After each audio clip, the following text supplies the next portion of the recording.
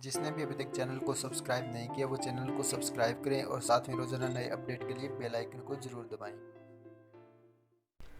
हाँ जी, नमस्कार दोस्तों। आप सभी का स्वागत है हमारे YouTube चैनल अजू एजुकेशन पर।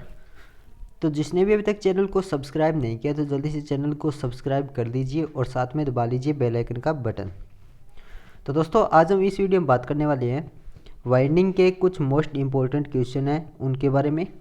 तो इससे पहले हम पार्ट 1 लगा चुके हैं वाइंडिंग के मोस्ट इम्पोर्टेंट क्वेश्चनों का। तो जिस भी कैंडिडेट ने अभी तक पहला पार्ट नहीं देखा है तो देख सकते हैं, इसी वीडियो के डिस्क्रिप्शन में लिंक दिया गया है वहाँ से। तो जो कैंडिडेट्स ITI कर रहे हैं यानी तीसरे सेमेस्टर में हैं, तो उन सभी के लिए बहुत ज़्यादा इम्पोर्टेंट है, क्योंकि उनके टॉपिक दे रखा है सिलेबस में, यानी तीसरे सेमेस्टर के अंदर। या जो कैंडिडेट्स तैयारी कर रहे हैं कोई कंपटीशन एग्ज़ाम की, उन सभी के लिए भी बहुत ज़्यादा इम्पोर्टेंट है।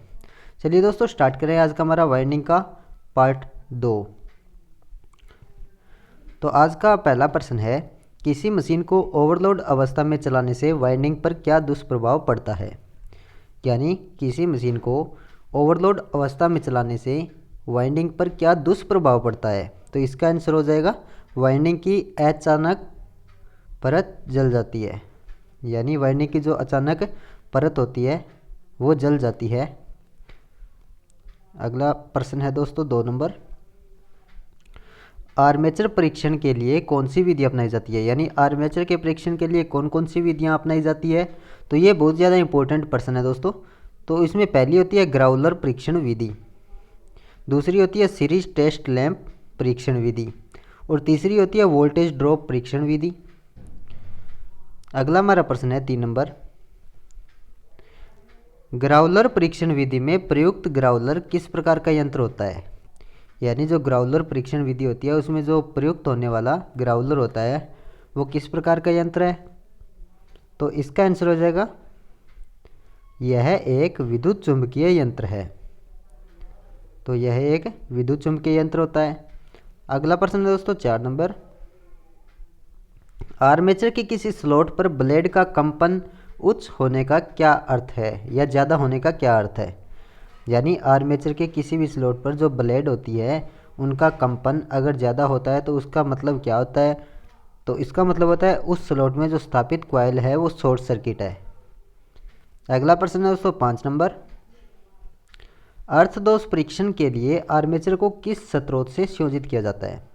यानी अर्थ दोष परीक्षण के लिए आर्मेचर को कौन से स्रोत से संयोजित किया जाता है या जोड़ा जाता है। तो इसका आंसर होगा 230 वोल्ट प्रत्यावर्ती धारा स्रोत से, या 230 वोल्ट AC स्रोत से बोल सकते हैं। अगला प्रश्न है दोस्तों 6 नंबर, ग्राउलर में कितनी वाइंडिंग होती है। तो ग्राउलर में केवल एक ही वाइंडिंग होती है। ये बात आपको याद रखनी है, बहुत बार एग्जाम में भी पूछा गया है। अगला प्रश्न है दोस्तों 7 नंबर, पिच फैक्टर क्या होता है। अब बात करते हैं पिच फैक्टर की। तो वाइंडिंग और पोल पिच के अनुपात को हमेशा पिच फैक्टर कहते हैं। यानी वाइंडिंग और पोल पिच के अनुपात को पिच फैक्टर कहते हैं। अगला प्रश्न है दोस्तों 8 नंबर, एक कॉइल की कितनी भुजाएं होती है। यानी एक कॉइल की हमेशा 2 भुजाएं होती है। तो वो कौन कौन सी होती है। पहली होती है एक्टिव, दूसरी होती है इनएक्टिव। यानी ये भी पूछा जाता है। अगला प्रश्न है दोस्तों 9 नंबर, डबल लेयर वाइंडिंग में कितने कॉइल होते हैं। यानी जो डबल लेयर वाइंडिंग होती है उसमें कितने कॉइल्स होते हैं। उसमें हमेशा 24 कॉइल्स होते हैं, आपको याद रखनी है। यानी डबल लेयर वाइंडिंग होती है उसमें 24 कॉइल होते हैं। अगला प्रश्न है दोस्तों 10 नंबर, रिट्रोग्रेसिव संयोजन में कम्यूटेटर पिच का मान कितना रखा जाता है। यानी रिट्रोग्रेसिव संयोजन होता है या जोड़ बोल सकते हैं हम उसको। तो कम्यूटेटर पिच का मान कितना रखा जाता है। तो इसका आंसर होगा -1, या ऋणात्मक रखा जाता है -1। अगला प्रश्न है दोस्तों 11 नंबर, मिलीनेक्स पेपर कैसा होता है। तो मिलीनेक्स पेपर होता है वह किस प्रकार का होता है। तो यह एक सिंथेटिक होता है तथा सफ़ेद रंग का होता है। ये बात भी आपको याद रखनी है। अगला प्रश्न है दोस्तों 12 नंबर, नई वाइंडिंग की लीड्स को कम्यूटेटर सेगमेंट पर सावधानी पूर्वक सोल्डर न करने से कौन सा दोष उत्पन्न हो सकता है। तो इसका आंसर होगा शॉर्ट सर्किट दोष। यानी नई वाइंडिंग को कि लीड्स को अगर हम कम्यूटेटर सेगमेंट पर सावधानीपूर्वक सोल्डर न करेंगे तो उससे जो दोष उत्पन्न होगा वह हो जाएगा शॉर्ट सर्किट। अगला प्रश्न है दोस्तों 13 नंबर। कौन सी वाइंडिंग में फ्रंट पिच तथा बैक पिच दोनों के मान विषम संख्या में होने चाहिए? यानी वह कौन सी वाइंडिंग होती है उसमें हमेशा फ्रंट पिच तथा बैक पिच दोनों के मान हमेशा विषम संख्या में होते हैं? तो इसका आंसर होगा लैप वाइंडिंग। अगला प्रश्न है दोस्तों 14 नंबर। वेव वाइंडिंग किस प्रकार की वाइंडिंग होती है? तो ये बहुत ज़्यादा इंपॉर्टेंट है, बहुत बार एग्जाम में भी पूछा जाता है। तो वेव वाइंडिंग होती है तो यह एक सीरीज प्रकार की वाइंडिंग होती है। तो वेव वाइंडिंग किस प्रकार की वाइंडिंग होती है? इसका आंसर हो जाएगा सीरीज प्रकार की। अगला प्रश्न दोस्तों 15 नंबर। पत्ती आकार के चालकों का उपयोग कहाँ पर किया जाता है? यानी जो पत्ती के आकार के चालक होते हैं उनका उपयोग कहाँ पर किया जाता है? तो उनका उपयोग हमेशा विद्युत उत्पादक मशीनों की वाइंडिंग में किया जाता है। तो दोस्तों इससे पहले जो हमने पार्ट 1 लगाया था उसमें बहुत ही ज़्यादा इंपॉर्टेंट क्वेश्चन थे। जिस भी कैंडिडेट ने अभी तक पार्ट 1 नहीं देखा है तो देख सकते हैं, इसी वीडियो के डिस्क्रिप्शन में लिंक दिया गया है।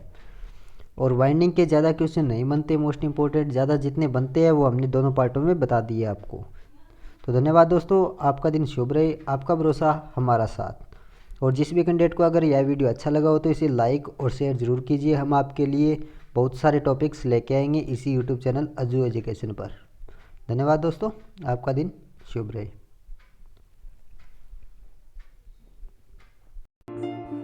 आपने अभी तक अजू एजुकेशन यूट्यूब चैनल को सब्सक्राइब नहीं किया तो चैनल को सब्सक्राइब करें। आपका भरोसा हमारा साथ। Click here to subscribe.